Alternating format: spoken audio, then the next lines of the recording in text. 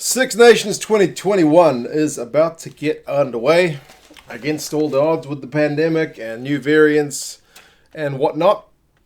So far, so good that we're going to actually have some international rugby from rugby's greatest championship this weekend. The first game off the rank is Italy hosting France. Italy, with Franco Smith in charge, have had a fair bit of,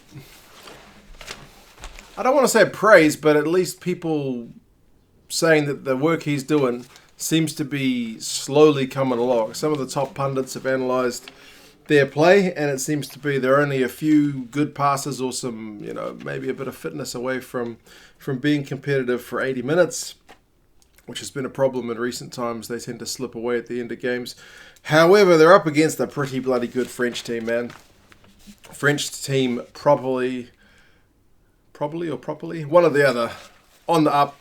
Heaps of young talent and guys that are playing way, way better than they should be in terms of their maturity levels. A lot of these guys are still pretty young, man, but I guess if you're good enough, you're old enough. That's the thing. And I'll go over the squads briefly, look at the odds, and you guys can let me know how you think this one's going to go down. Obviously, the French are overwhelming favourites for this one, despite the game being played at the Stadio Olimpico.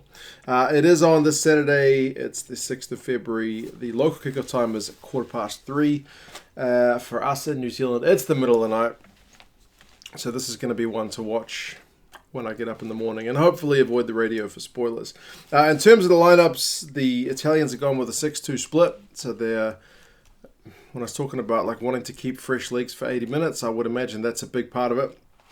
Only the two backs on the bench, and Palazzari and Carlo Canna. Because Canna is on the bench, and he's been a real regular at 12 under Franco Smith thus far, you've got Juan Ignacio Brex. I haven't seen him play before. He's a debutant. He is there at number 12. So if you look at this Italian backline, it's pretty light in terms of international caps. But remember what I was just saying about if you're good enough, it's all that matters. So you got Varney at 9, Garbisi at 10, Brex, like I mentioned, at 12, Zanon, who has looked the business so far from what we've seen of him, very limited at international level, at 13, Sperandio and Ioane on the wings, and Trulla as at 15.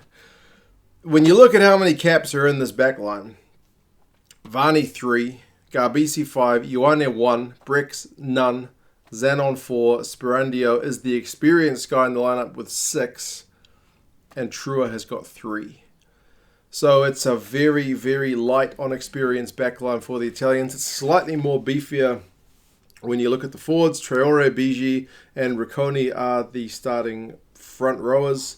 That'll be an area where they will hopefully like to compete. But I don't know. You guys who watch Italian rugby more than I do will have to say, but I don't think the Italian scrum has quite been maybe what it used to be. There used to be a team, at least when I was a lot younger, where they would say, maybe similar to the Pumas, like the Italians had a big scrum but not much else.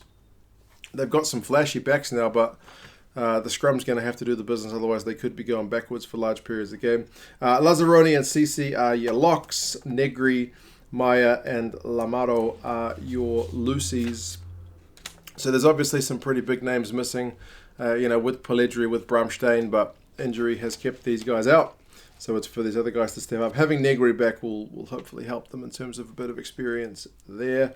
The only two backs I mentioned, Palazzani and Canna on the bench, which means you've got Mbanda, who is the kind of extra loosey. You got Ruzza, Canone, the other forwards plus Zilocchi, Fischetti, and Lucchesi, the reserve front rowers. So hopefully their backs, inexperienced as they are, can play most of them for the 80, because they won't want to be getting any early knocks to any of their backs. Otherwise, you could end up with, I don't know, would it be Varney out on the wing?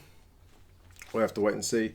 For France, remember the last time they played was the Autumn Nations Cup, and due to the agreement they had with the clubs, Fabien Gaultier, someone told me his name said Gaultier. Is it Gaultier or Gaultier? Someone tell me the correct way to say his surname. But he had to pick a very inexperienced lineup for that Autumn Nations Cup final. It's kind of back to the team which we are more familiar with. This time by Marchand and Hawass, the front rowers. Marchand, you've got to rate him. He's kind of come along pretty nicely since he's kind of made that number 2 jersey in France his own. So that's, I don't know, only a good thing for French rugby to have a top-class hooker there. Plus, they seem to have a lot of depth in that position just overall. Leroux and Willems are the 2 big locks as a motorbike goes by my house. Creton, Olivon, and Aldrit are the back row. I mean, Aldrit's such a good guy to have back from injury. He's got the power and he's got a hell of a skill set. So he's just a phenomenal number 8 to have. It's a very good thing. And Olivon is captain in the 7 jersey. Dupont gets a lot of credit for potentially being the best player in the world right now. Somebody asked me, who would be your dream signing for the Blues? It'd be hard to go past Dupont at the moment. The Blues could use a good number 9, but I don't think we could pay him as much as what he gets at Toulouse. Jalibert gets the number 10 jersey, obviously, and Tamak injured. And he's another guy. It's kind of good that Ntamak's injured that he gets some proper minutes. Like, it'd be hard for Gaultier to pick anybody but Dupont and Ntamak based on recent form, right?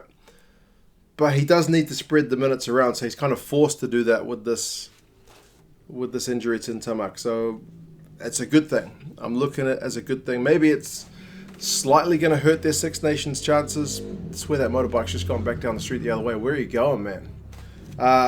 What was I saying? Something about Jalibert. Good chance for him to get some minutes. Maybe it hurts the Six Nations chances because they probably would have been better off with Ntamak there in terms of the now. But in terms of the future, it's good to get Jalibert in there and not just picking up kind of minutes at the end of the game. So he's getting a proper start.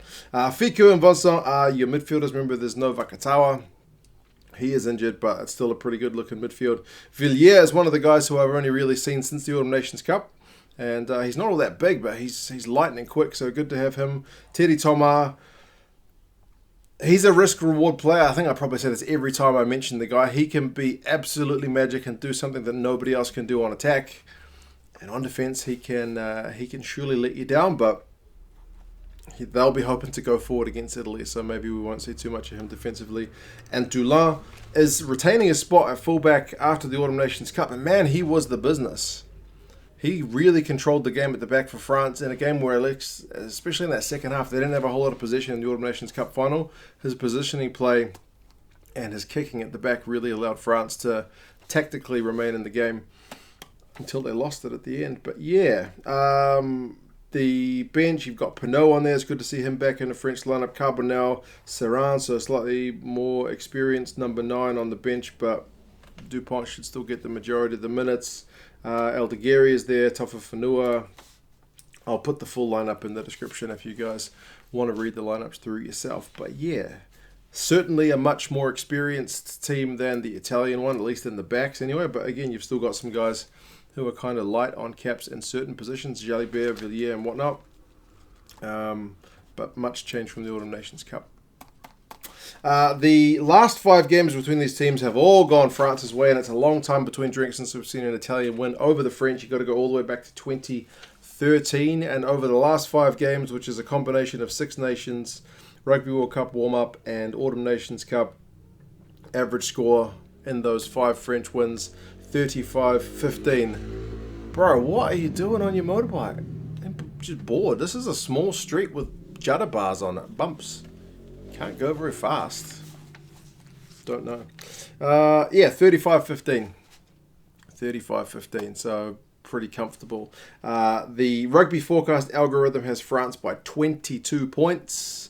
Remember, the algorithm weights it based on home and away, and there's no crowd, so that maybe even leans even more in France's favour. The bookies have got France by 20. That's the 4th time that motorbike has gone up and down. Cool. Just ride up and down a quiet suburban street. Good times. Each to their own, man. I'm here talking about rugby in front of a whiteboard, so 5th time. Sometimes it's bins going up and down the driveway. Sometimes it is motorbikes going down the street, apparently. That is a first. No helicopters flying over the house today. But anyway, like I said, you guys let me know your thoughts on the teams. Any guys omitted from the sides that you would have liked to see get a crack? Do you think Italy with their 6-2 split can bring the energy for 80 minutes to compete with this French side? They're execution has just been not quite there in terms of their attacking play, and over the 80 is where the defence tends to slip. France will want to get the campaign underway on a positive note with I don't want to say sizable, but probably a comfortable win over the Italians, especially it's a pretty young Italian side. So, yeah, you guys let me know your thoughts on this one, and I'll talk to you again soon. See you later.